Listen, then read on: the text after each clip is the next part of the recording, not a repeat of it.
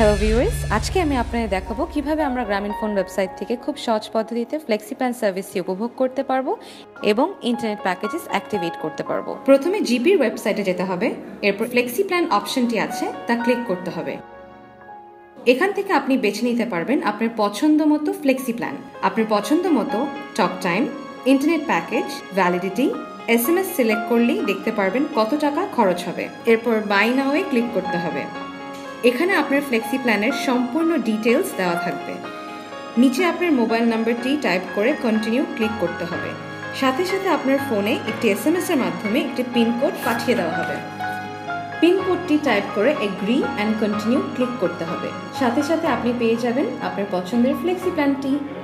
একইভাবে আপনি গ্রামীণফোন ওয়েবসাইট থেকে বিভিন্ন ধরনের ইন্টারনেট প্যাকেজও অ্যাক্টিভেট করতে পারবেন। ইন্টারনেট ট্যাবটি থেকে ইন্টারনেট প্যাকেজ অপশনটিতে ক্লিক করতে হবে। এখান থেকে আপনি বেছে নিতে পারবেন আপনার পছন্দের ইন্টারনেট প্যাকেজটি।